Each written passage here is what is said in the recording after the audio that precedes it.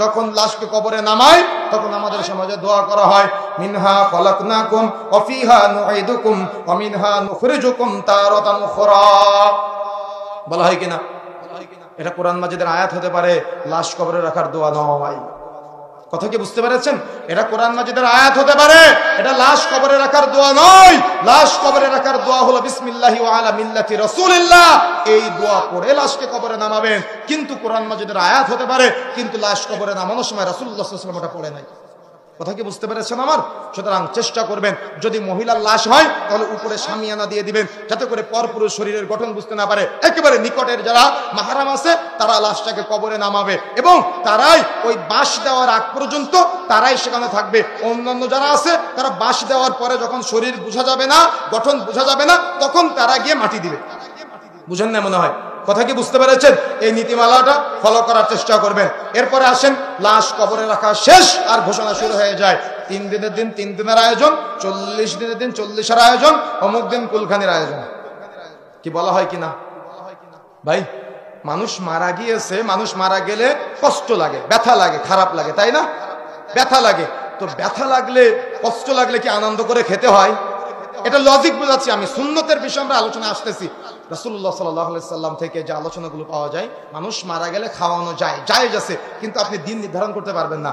মানুষ মারা গেলে খাওয়ানো যায়, ওই খাবারটা কে খেতে পারবে? ফকির খেতে পারবে, মিসকিন খেতে পারবে, ইয়াতিম খেতে পারবে। কিন্তু আপনার মসজিদে রুহের মাগফিরাতের জন্য শুক্রবার দিন জিলাপি দিয়েছে, আপনি এক দরজাতে জিলাপি নিয়ে আরেক দরজাতে ঢুকে আবার জিলাপি নিলেন। রুহের মাগফিরাতের খাবার জায়েজ আছে আপনার জন্য? ফকির মিসকিনের খাবার আপনি কেন খেলেন?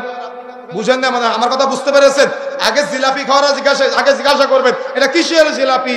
মিষ্টি খাওয়ার আগে জিজ্ঞাসা করবেন এটা কিসের মিষ্টি। সামনে রমজান মাস আসতেছে, ইফতার খাওয়ার আগে জিজ্ঞাসা করবেন এটা কি রুহের মাগফিরাতের ইফতার নাকি এমনি ইফতার। যদি রুহের মাগফিরাতের ইফতার হয় তাহলে আপনি খেতে পারবেন না, আপনার জন্য এটা নাজায়েজ। কেন? ওটা ফকির মিসকিনের খাবার, ওটা আপনার খাবার নয়। আজকে যখন 3 দিনের আয়োজন করা হয়, 40-এর আয়োজন করা হয়, তখন ফকির মিসকিনরা দাওয়াত পায় না, গণ্যমান্য ফকির মিসকিন যারা আছে তারা দাওয়াত পায়। বুঝেন না মনে হয়? কষ্ট পেলেন, রাগ করলেন, দাওয়াত দিয়েন না, তারপরে কথা আপনাকে শুনতে হবে। কেন? এটা ফকির মিসকিনের খাবার, আপনি কেন খেলেন? ফকির মিসকিনকে দেওয়া হয় মাটিতে, আর গণ্যমান্য ফকিরকে খাওয়ানো হয় টেবিল চেয়ারে। বিয়ে বাড়ির যেমন আয়োজন করা হয়, মানুষ মরার পরে তার চাইতে বড় আয়োজন করা হয় আজকে আমাদের সমাজে। মনে রাখার চেষ্টা করবেন, আপনি খাওয়াতে পারেন, নিষেধ করি না, তবে দিন নির্ধারণ করবেন না। খাওয়াতে পারেন, নিষেধ করি না, ফকির মিসকিনকে খাওয়াবেন, ইয়াতিমকে খাওয়াবেন। মনে থাকবে ইনশাআল্লাহ? এটা হলো সিস্টেম, আমাকে আপনাকে জারি রাখার চেষ্টা করতে হবে। সুতরাং তারপরে আরো অনেকগুলো বিষয় আছে, যেহেতু সময়ের স্বল্পতা। কবর যখন আপনি জিয়ারত করতে যাবেন তখন আমাদের সমাজে প্রচলিত আছে আসসালামু আলাইকুম ইয়া আহলাল কবুর। এটা চলবে না, এটা সুন্নতি দোয়া না, বরং আসসালামু আলাইকুম ইয়া আহলাদ দিয়ারি মিনাল মুমিনিনা ওয়াল মুসলিমিনা ওয়া ইন্না ইনশাআল্লাহু বিকুম লালাহিকুন নাসআলুল্লাহ লানা ওয়া লাকুমুল আফিয়া। এই দোয়াটা করবেন। আর মৃত্যুর আগে সন্তানকে সম্পদ হিসেবে রেখে যাবেন। উলামায়ে কেরাম বলেছে সন্তানের জন্য সম্পদ না, বরং সন্তানকে সম্পদ হিসেবে রেখে যাও, তাহলে তোমরা সফলতা অর্জন করতে পারবা।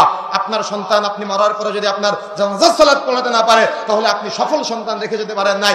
আপনার সন্তান আপনি মরার পরে যদি রব্বিরহামহুমা কামা রব্বায়ানি সাগীরা, রব্বিরহামহুমা কামা রব্বায়ানি সাগীরা এই দোয়া করতে না পারে, আপনি সফল সন্তান রেখে যেতে পারেন না।